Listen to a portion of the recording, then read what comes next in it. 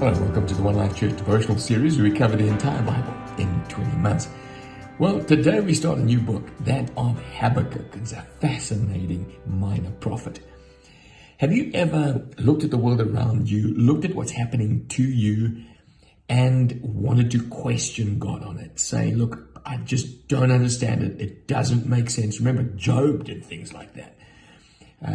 And so Habakkuk sees what's going on around him, and he was prophesying in the final decades of the debauchery of the southern kingdom.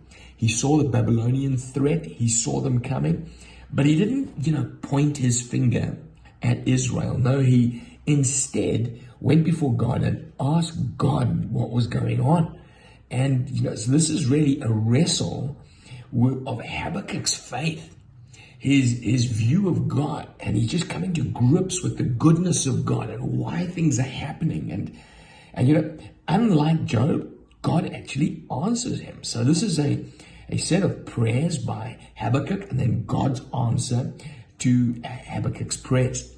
Now, less is known about this prophet than any other of the minor prophets. We don't even know who his father is. We don't know what tribe he comes from. We don't know what hometown he has. In fact, his name isn't even Hebrew. It's an Akkadian word, and it's a derivative of some sort of a fruit tree.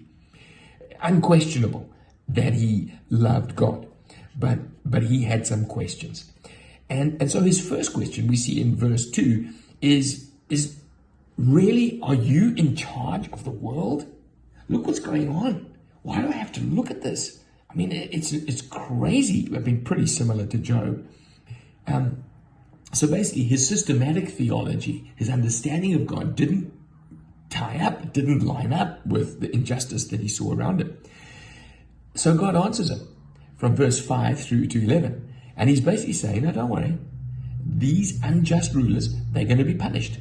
And the punishment is going to come from the Babylonians. That's his answer. But of course, now that elicits another question from Habakkuk. Habakkuk says, now surely you're not going to use the Babylonians. They're worse than us. I mean, we bad, but they're worse. Surely the cure is worse than the sin itself. And then God answers him again. He says, listen, this chosen instrument of Babylon is itself going to be punished in due course. That's essentially what we see in chapters 1 and 2. Now, as we go through this discourse, there's some fascinating phrases that I want to touch on because we quote them liberally, but it's in the context of that conversation.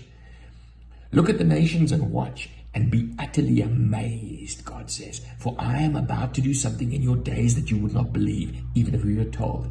Now, I think that could ring over our day. Wait, watch. God is about to do something. He is about to do something unprecedented. Why? Because evil has abounded and God doesn't lose. We've read the end of this book.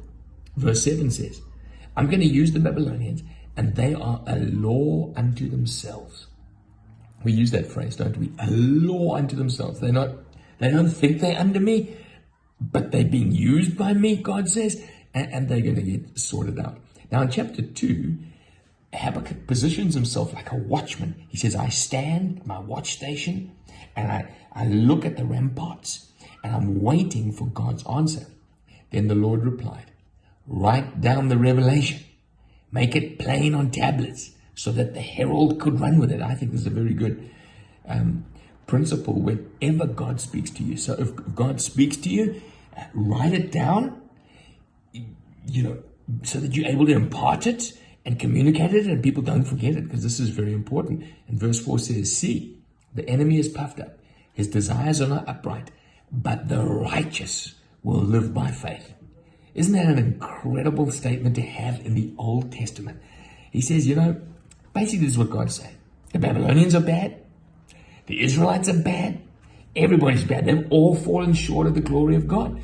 And the righteous aren't going to be able to live by the law. We've seen that. The righteous can't live by their good deeds. We've seen that. We're just too faulty. We're flawed. He says, no, the righteous are going to live by faith.